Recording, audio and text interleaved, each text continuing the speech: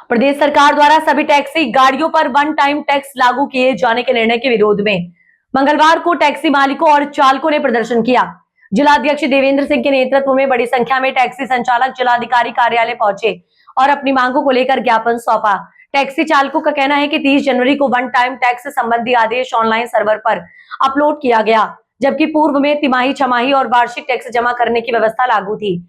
बिना पूर्व सूचना के अचानक नई व्यवस्था लागू कर दी गई है, जिससे टैक्सी व्यवसाय से जुड़े लोगों में रोष है। उनका कहना है कि एक वाहन पर लगभग 1 से 1.5 लाख रुपए तक का वन टाइम टैक्स जमा करना पड़ेगा, जो सामान्य चालक मालिक के लिए बड़ी आर्थिक चुनौती है। ज्ञापन में मांग की गई है कि पुरानी गाड़ियों पर पूर्व की भांति तिमाही, वार्षिक और लाइफ टाइम तीनों विकल्प बहाल किए जाएं, जबकि नई गाड़ियों पर नई व्यवस्था लागू की जा सकती है। साथ ही अधिसूचना के बाद लगे ऑनलाइन टैक्स, पेनल्टी, ई चालान और वाहन सीज जैसी कार्यवाही को निरस्त करने की भी मांग की गई। ज्ञापन की प्रतिलिपि परिवहन आयुक्त उत्तर प्रदेश और विभागीय परिवहन अधिकारी बरेली को भेजी गई है।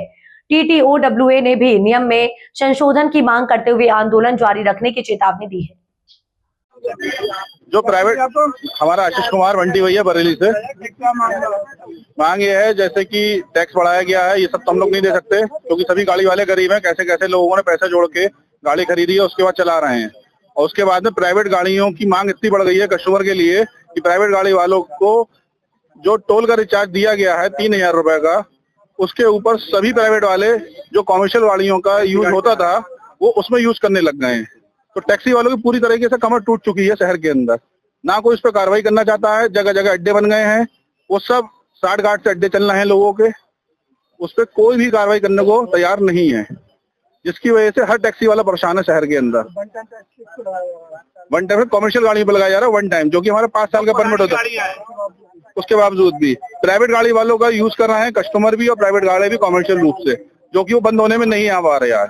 जगह जगह दिल्ली से, आगरा से, बरेली से, जगह जगह पे प्राइवेट गाड़ी को यूज हो रही है टैक्सी के अंदर। कि यही है कि कार्रवाई करिए, प्राइवेट गाड़ियों को बंद करा जाए। पहले जो नियम थे वही नियम चालू रह जाए। पहले 3 महीने का, 6 महीने का और 1 साल का लिया था, लेकिन अब जो है वो इकट्ठा 15 साल का मांगा जा रहा है, तो वो एक बार में हम कैसे दे पाएंगे। पहले जो नियम थे वही नियम रखे जाए। 15 साल का इकट्ठा मांगा मैम एक बार में ही, जो कि हमारा क्वार्टर जमा होता था, टैक्सी वाले जैसे तैसे जोड़ डाल के कर लेता था। वो कई लाखों में पहुंच रहा है, जो पहले 4-5 हजार रुपए का है।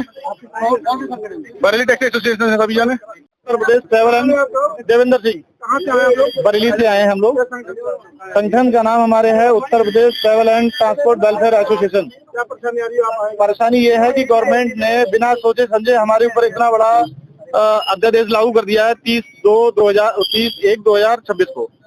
वन टाइम टैक्स, जो गाड़ियां हमारी इस अध्यादेश से पहले रजिस्टर्ड हैं उन पे भी वन टाइम टैक्स गवर्नमेंट हमसे मांग रही है, और जो उसके अध्यादेश के बाद जो गाड़ियां रजिस्टर्ड हुई हैं उस पे भी वन टाइम कह रहे हैं। तो हमारा सरकार से ये मांग है कि जो इस अध्यादेश के बाद की रजिस्टर्ड जो गाड़ियां हो रही हैं उस पे आप वन टाइम टैक्स ले लो, क्योंकि हम लोग इतने बड़े पैसे वाले नहीं हैं।